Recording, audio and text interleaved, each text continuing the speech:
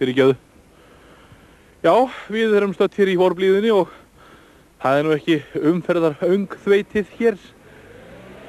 En hér kemur bíll og fyrirgefðu Já, nei, komdu, blessaður, elsku Erlendur kallinn minn. Blessaður Ragnar. Það náttúrulega ekki að spyrja ykkur stöðvaramönnum, þið eru alltaf að spyrja fólk spjörunum úr og svona. Já, ég ætla einmitt að spyrja. Og ég verð nú bara að segja það, Erlendur, að vertu nú ekki feimin við spurningalistan vegna þess að nóg til að spurningunum. Já, láttu þess að þið rigna yfir mér bara blub. Ég er tilbúin í það. Já, þess vegna langar maður að spyrja Ragnar, þú ert á leiðinni í frí. Já, auðvitað maður á leiðinni í frí, það er ekki spurningin. Jú, það spurningin. Nú var það spurningin, Erlendur, fyrirgefðu, þú bara komst með hana strax. Já, þú bara komst til aftanverðunum með svona spurningar, sko. Já, auðvitað maður á leiðinni í fríi og svona, og ég nú á leiðinni á mínu fjallabíl, í mín fjallabústað vegna þess, Erlendur, að ég nú orðinn landeigandi, skal ég segja þér.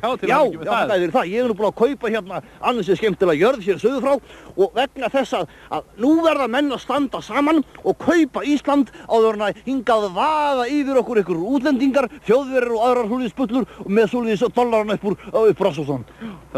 Ísland fyrir Íslendinga, það er ekki spurning. Já, þú hræðist það að hingað streymi kannski velstæðir útlendingar og kaupi upp landið. Já, ég hræðist. Borgi jafnvel 5-falt, 6-falt verð fyrir jarðirnar. Auðvitað hræðist ég það, Erlendur, og ég verð að segja það að það nú ykkur prumpulykt að þessum EES-samningi þegar menn leyfist það að koma hér og bjóðandi eins og segir 5-falt, 6-falt, 7-falt og ég... Þá borga ég 25 milljónir. En þú ætlar að spyrna við fótum. Erlendur, sko, við getum auðvitað ekkert verið stikkfrí náttúrulega. Þegar að Evrópa náttúrulega sameinast í eitt, þá þetta land náttúrulega ekkert enga mál okkar, Erlendur. Og auðvitað, ég meina það sakar ekkert að fá hingað einhverja næs Þjóðverja hingað. Þetta svoleiðis ágætis... Já, nei, nú verður ekkert farið upp í sumarbústað, þurfum ekkert að vaða þar yfir landið og skítugum skónum, því að það kemur til með að svoleiðis stórlækka landareignina í verði. Og nú bara að drífa sig í bæinn og auglýsa. Þetta náttúrulega eitthvað sem að talandir 25 milljónir.